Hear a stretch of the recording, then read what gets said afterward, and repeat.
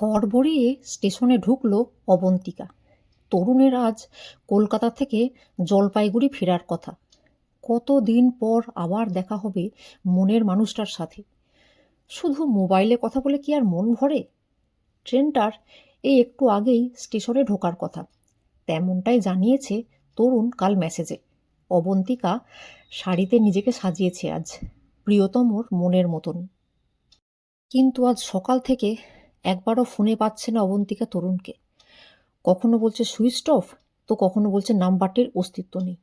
চুটিয়ে গালিগালাজ করতে ইচ্ছে করছে সার্ভিস প্রোভাইডার কোম্পানিকে। স্টেশনে ঢুকেই অবন্তিকা দেখে ওই তো অনতি দূরে দাঁড়িয়ে আছে তরুণ। অবন্তিকাকে দেখেই মুখে হাসি ফুটল ওর। দুহাত প্রসারিত করে প্রিয়তমাকে ইশারায় ডাকলো আলিঙ্গনবদ্ধ হওয়ার জন্য। ফিরিয়ে দিল না অবন্তিকা। দৌড়ে যেতে লাগলো তরুণের দিকে। হাওয়ায় ওর শাড়ির আঁচল উঠতে লাগলো। ছুটে এসে ঝাঁপিয়ে পড়ল অবন্তিকা তরুণের বুকে। তরুণ শক্ত করে জড়িয়ে ধরল ওকে। তোমাকে যে কত মিস করেছে এতদিন তরুণ। আমিও বিন্তি, আমিও। Love you so much. Love you too. হঠাৎ অবন্তিকার কেমন যেন অস্বস্তি লাগলো। চারিদিকের মানুষরা অবাক দৃষ্টিতে তাকিয়ে আছে ওর দিকে। এই দেশের লোকেরা কেন যে এত ম্যানারলেস আর হ্যাংলা জানি না। দুজন একে অপরকে হাগ করছে আর এরা সেটা হাঁ করে গিলছে। আপজ্জত। অবন্তিকা কথাটা মনে মনে বললেও তরুণ যেন শুনে ফেলল অন্তর্যামীর মতো। লোকের কথা ছাড়ো না বিন্তি, লোকজনের মুখ কি কখনো বন্ধ করতে পেরেছে কেউ? তার চেয়ে চলো না আজকের এই সুন্দর মুহূর্তটা আমরা নিজেদের মতো উপভোগ করি। কে কি বলবে ভাববে সেসব 1 মিনিটের জন্য তুলে রাখতে পারি না আমরা? বলো, কাল হো না হো। ঠিক বলেছ তরুণ। চোখ বন্ধ করলো অবন্তিকা। তরুণ অনেক কথা বলছিল ওকে, কলকাতার মানুষজন, জীবনযাত্রা, খাদ্যাভ্যাস এইসব নিয়ে। অবন্তিকার যেন নেশা লাগছিল তরুণের মায়া জড়ানো কণ্ঠস্বরে। তরুণ ওর এত কাছে, তবুও যেন মনে হচ্ছে কণ্ঠস্বর ভেসে আসছে বহু দূর থেকে। এইভাবে কতক্ষণ কেটেছে খেয়াল নেই অবন্তিকার। হঠাৎ ঝাঁকুনিতে হুঁশ ফিরল ওর।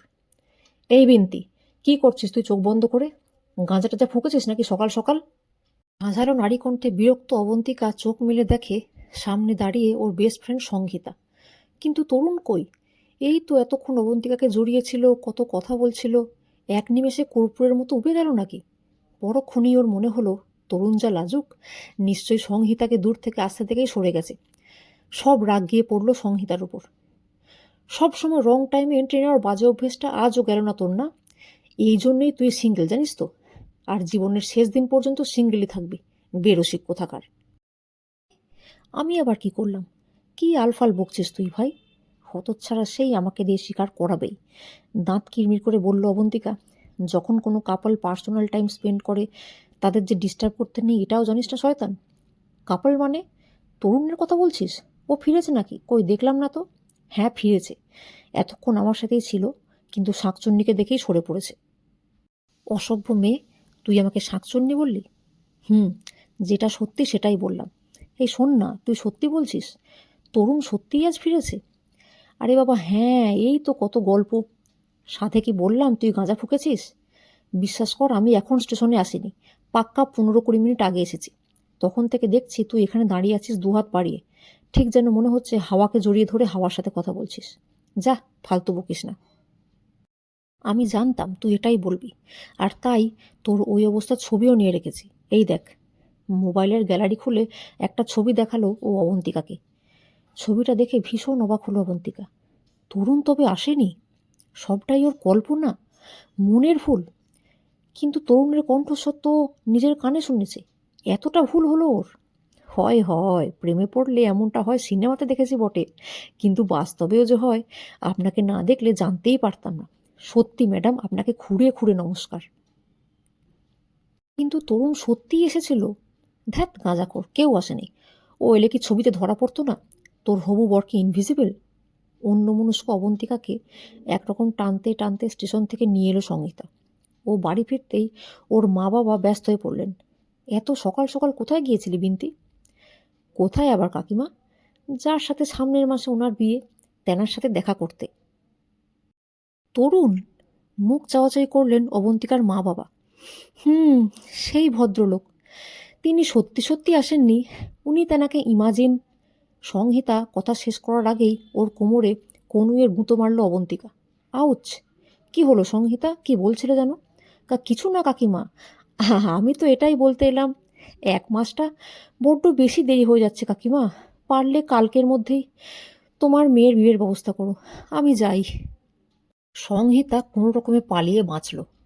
তরুণ এসেছিল রে বিন্তি, কি বলে গেল সংহিতা? ওর কথা ছাড়ো তো, পাগলি একটা।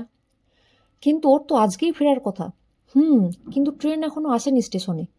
এদিকে ফোনেও পাচ্ছি না সকাল থেকে। বোধহয় নেটওয়ার্ক প্রবলেম। তুই আর দেরি করিস না বিন্তি, শাড়ি টাড়ি ছেড়ে স্নানে যা। তোর তো আজ ইনস্টিটিউট যাওয়ার আছে। হ্যাঁ মা, আজ কয়েকটা ইম্পর্ট্যান্ট ক্লাসও আছে। ক্লাসের পর অবন্তিকা কাছাকাছি একটা ইনস্টিটিউটে MBA কোর্সে ভর্তি হয়েছে।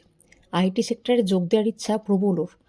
তরুণও আইটি সেক্টরেই চাকরি করে, কলকাতায় একটা ফ্ল্যাটে ভাড়া থাকে। অবন্তিকা আর ওর একই পাড়ায় বাড়ি। তরুণ আর অবন্তিকার স্কুলও ছিল একই।